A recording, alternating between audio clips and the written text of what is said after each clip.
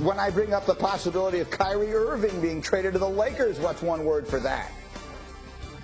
Revelation, Greeny, and it's as in he had a revelation that, you know what, it wasn't so bad playing with LeBron James after all. I think this is the perfect lane for Kyrie Irving to be in. It's the one lane that he won in. He was comfortable, eventually wanted his own team in Boston. That didn't work out in Brooklyn. So now he is back in his comfort zone, potentially, if he ends up next to LeBron. And then how about Kevin Durant? 2 weeks ago, he makes the trade request. What's one word for that? Predictable. I mean, when you look at what happened in Oklahoma City, he went to the team that they were trying to beat in Golden State to give himself a better path to win. He doesn't like the situation now in Brooklyn, so he's going to go try to find a place where he can go win again, whether that's Phoenix or Miami, the two teams at the top of his wish list. Yeah, and so speaking of Durant, as we sit here trying to put together a trade for him, yesterday on NBA Today, our front office insider Bobby Marks had a 4-team deal that would move both Durant and Donovan Mitchell. Here's what he thought.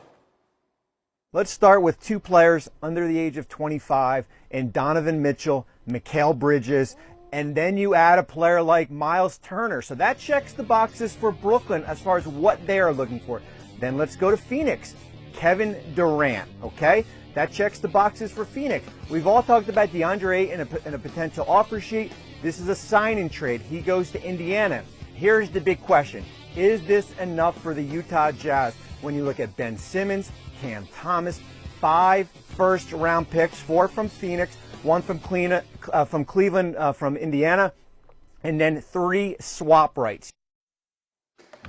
So that's the trade that Bobby Marks is putting together here as we're all trying to figure out how to piece it together. My insider this morning is Tim Bontemps. Tim, what do you think of it as we look at that as a possibility here to get both Durant, what he wants, it would seem, and Mitchell, what he wants, it would seem? How do we like it? Well, I'd like it because Legs could go back to vacation. I could start mine because all the offseason business would be done all at once, which would be great. But look, I think if you look at the overall trade landscape right now in the league, the Nets don't have a deal they like for Kevin Durant. That's why Kevin Durant's still on the team. And to me, as it sits right now, with Summer League wrapping up, I don't think we're going to see a trade in the coming days. And I think that means we're getting closer and closer to the possibility of Kevin Durant and Kyrie Irving being on this Nets team to start the season. Now, a couple of weeks ago, it didn't seem like that was going to happen. But frankly, we just have not seen the Kevin Durant trade market materialize the way we thought it would. When you look at a guy who's 34, the injury issues he's had, with the money that's on his deal, teams look at the Nets and say, this is a vulnerable team. We don't have to offer a lot for him.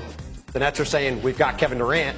We're not going to give him up unless we get a haul like Donovan Mitchell, Mikal Bridges, and Miles Turner. So to me, if a deal like that could come together, sure, the Nets would do it. Right now, they don't have that, and that's why we're sitting where we're at. Right, and you put these 4 teams on the screen, and I like it. I mean, yesterday, Brian Windhorst said it's hard enough to get 4 people to agree on where to have dinner. Now you're trying to get 4 teams to come together on a trade where they're all reshaping their future. It's complicated, but that doesn't mean it can't happen. Bontemps does bring up, though, Legs, the possibility I've been talking about since I came back from my vacation, which is you're the Nets. I know last year was a disaster of bordering on biblical proportion, but you put together Kyrie Irving, Kevin Durant, and Ben Simmons because you think that is the core of a championship team. And to this point, you've still never even seen it once. Why not give it a try one time and see if you can make it happen? I continue to think the best course of action for everyone involved is for those 3 guys to stay right where they are. Legs, what do you think? Well, listen, I hear what you're saying, and it's very possible, and Tim's right. They're probably going to end up starting the season that way because the teams just don't have the assets that it's going to take to get Kevin Durant. This is a complicated trade to try to work out to get equal value back and position yourself if you're the Nets.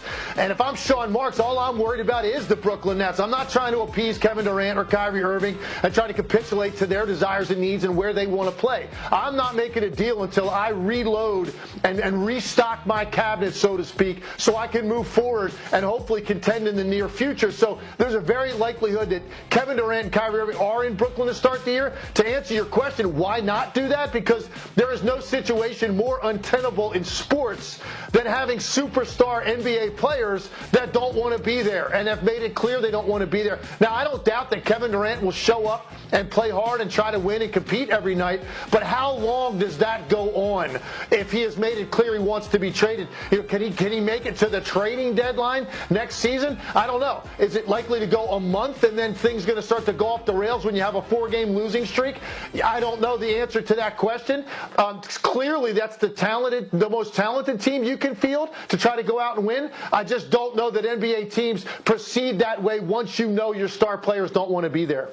Look, Kevin Durant is the centerpiece of this because he's an historically great player. But Kyrie Irving is also an important piece, at least for the Lakers, I think. It has felt to me like something of a basketball miracle could fall in their lap if they were able to turn Russell Westbrook into Kyrie Irving, which for a moment in time there felt like it might be on the verge of happening. What role, as we watch all this take place, we had 4 teams on the screen. Lakers weren't one of them. That's right. What role do the Lakers play in all of this? The Lakers are passengers, Mike. They're passengers for just the reason you said. It would be a basketball miracle if they could turn Russell Westbrook, who at this point is an expiring contract and really nothing else to them in terms of value, into a player like Kyrie Irving. Now, as we saw, Adrian Wojnarowski reported a couple weeks ago, the Lakers were the one team willing to do a sign and trade, meaning signing Kyrie Irving to a long-term deal.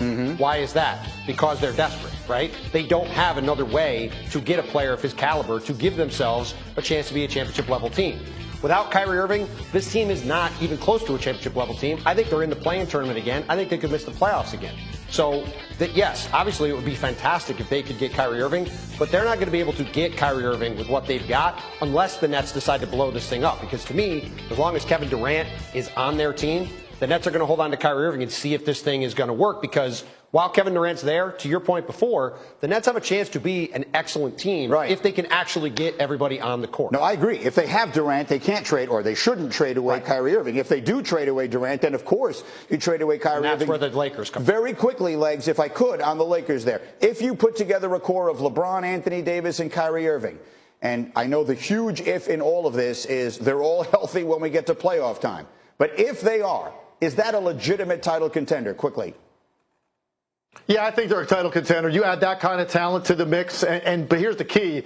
Will they play enough games to have a decent seed in the regular season? That's the problem with LeBron and AD at this stage of their career, and even Kyrie Irving. And try to come out of the 6 or 7 spot maybe in the Western Conference, that might be tough to win 3 straight series on the road as good as the West is. But I think it'd be silly to not think they could contend if you add Kyrie Irving to LeBron James and Anthony Davis.